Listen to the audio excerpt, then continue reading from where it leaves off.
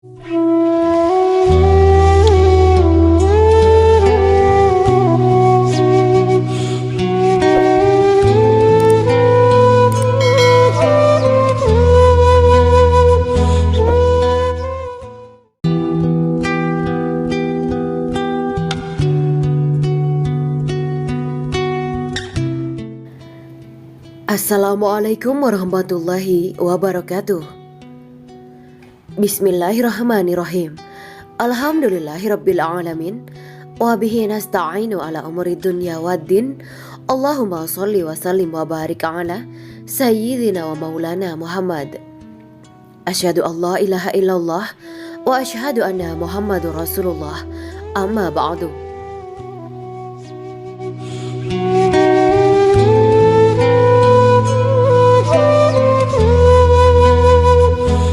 Kisah Nabi Musa dan anak soleh pemilik sapi betina. Tersebutlah di kalangan Bani Israel seorang kaya raya bernama Syamun. Dia mempunyai saudara sepupu yang fakir bernama Uhayha. Tak ada ahli waris selain dirinya. Ketika orang kaya tersebut tidak lekas mati, maka Uhayha membunuhnya agar dia dapat mewarisi hartanya. Untuk menutupi kesalahannya, Uhayha membawa mayat Syamun ke pinggir kota. Tujuannya supaya penduduk kedua kota saling menuduh satu sama lain. Pagi itu, mayat Syamun ditemukan oleh Yahuda yang saat itu ditemani istrinya. "Mayat siapa ini, suamiku?" "Dia Syamun, pedagang kaya yang tinggal di tengah kota. Aku juga mengenalnya." Mereka pun segera memberitahukan kematian Syamun kepada keponakannya, Uhayha. Agar tidak dicurigai, Uhayha menampakkan rasa terkejut dan meratap keras. Uhayha menuduh penduduk kota sebelah yang melakukan. Itu sebabnya penduduk kota Uhayha berbondong-bondong hendak menyerbu kota sebelah. Rencana penyerangan itu tercium penduduk kota tetangga. Mereka pun bersiap-siap menyongsong kedatangan kota Uhayha. Ketika suasana semakin memanas, seorang kakek tua muncul dan berusaha untuk meredakan ketegangan. "Saudara sekalian, jangan biarkan setan menguasai kalian. Kalian telah termakan fitnah atas kematian saudagar renten ini. Aku yakin kalian semua membencinya karena dia adalah orang yang terkaya yang sukses membungakan uang," katanya.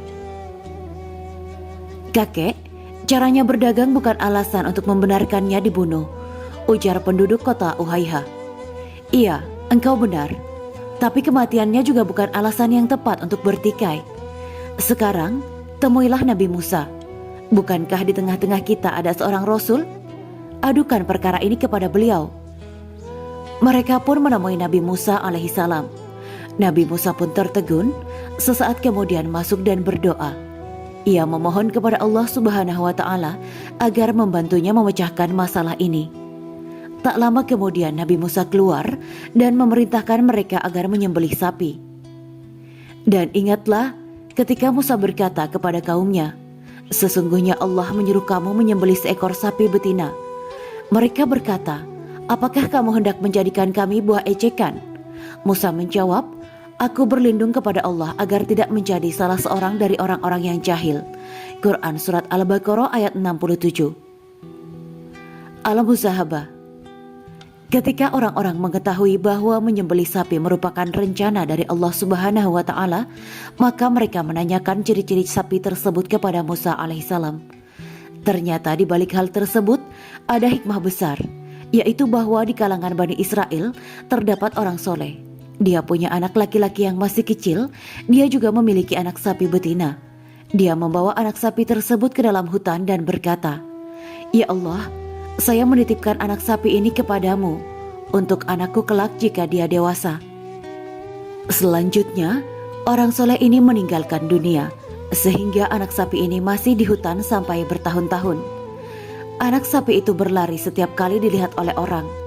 Ketika anak orang soleh tadi telah dewasa, dia menjadi anak yang berbakti kepada kedua orang tuanya. Tiap pagi dia mencari kayu bakar yang ditaruh di punggungnya, lalu datang ke pasar untuk menjual kayunya itu. Kemudian dia menyedekahkan sepertiga dari hasil menjual kayu itu, memakan sepertiganya, dan sepertiganya lagi diberikan kepada sang ibu. Pada suatu hari sang ibu berkata kepadanya, Sesungguhnya ayahmu telah mewariskan anak sapi betina untukmu yang dia titipkan kepada Allah Subhanahu wa Ta'ala di hutan ini. Maka berangkatlah, berdoalah kepada Rob Nabi Ibrahim alaihissalam, Nabi Ismail alaihissalam, dan Nabi Ishak alaihissalam agar mengembalikan anak sapi tersebut kepadamu. Ciri-cirinya, jika engkau melihatnya, kamu membayangkan seakan-akan sinar matahari memancar dari kulitnya. Dia diberi nama Al-Musahabah karena keindahan dan kejernihannya. Kemudian anak tersebut memasuki hutan. Lalu dia melihat anak sapi sedang merumput. Lantas dia memanggilnya dengan mengatakan, "Saya bermaksud kepadamu dengan menyebut nama Rob Nabi Ibrahim alaihissalam, Nabi Ismail alaihissalam, dan Nabi Ishak alaihissalam." Kontan sapi itu menengok ke arahnya dan berjalan mendekatinya. Dia lalu memegang lehernya dan menuntunnya. Dengan izin Allah Subhanahu wa Ta'ala, tiba-tiba sapi tersebut bicara, "Wahai anak yang berbakti kepada kedua orang tua, tunggangilah aku, karena hal itu lebih meringankanmu." Anak tersebut berkata, "Sesungguhnya ibuku tidak memerintahkanku melakukan hal itu. Akan tetapi, beliau berkata, peganglah lehernya." Sapi itu berkata, "Demi Rob Bani Israel, jika engkau menunggangiku, niscaya kamu tidak dapat menguasaiku untuk selamanya. Ayo berangkat. Sungguh, jika engkau memerintahkan gunung melepaskan diri dari pangkalnya dan berjalan bersamamu, niscaya ia melakukannya, lantaran baktimu kepada ibumu." Lantas pemuda tersebut berjalan bersama sapi menemui ibunya. Sang ibu berkata kepadanya, "Sesungguhnya engkau orang fakir. Engkau tidak memiliki harta.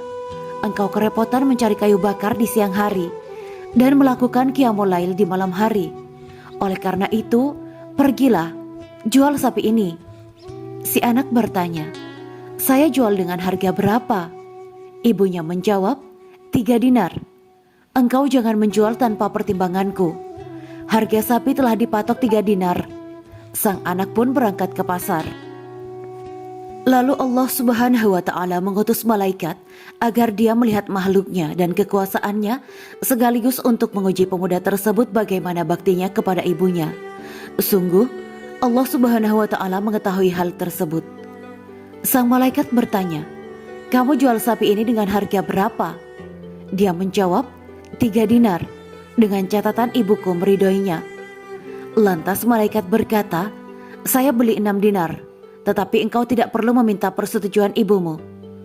Pemuda itu berkata, "Seandainya engkau memberiku emas seberat sapi ini pun, saya tidak akan mengambilnya, melainkan dengan ridho ibuku."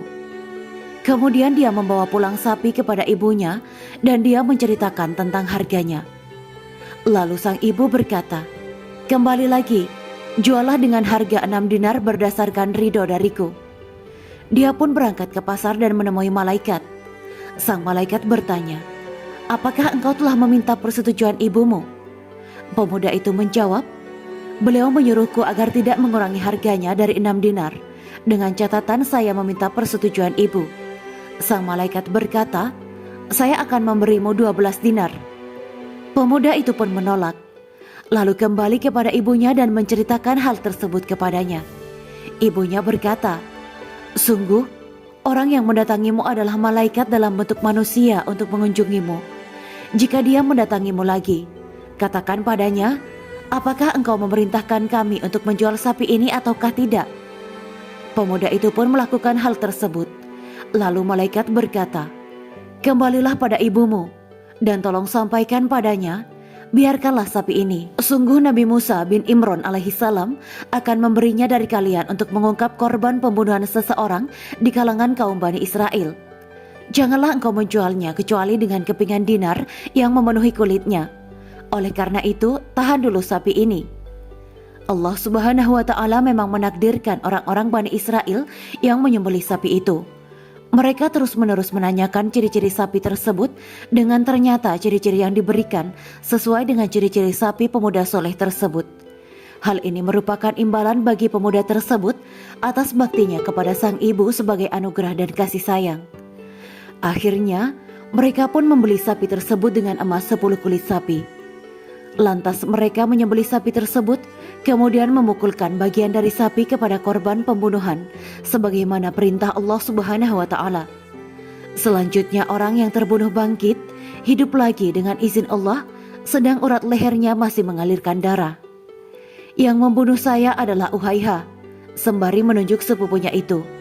Kemudian dia jatuh dan mati di tempatnya. Si pembunuh lalu terhalang mendapat warisan.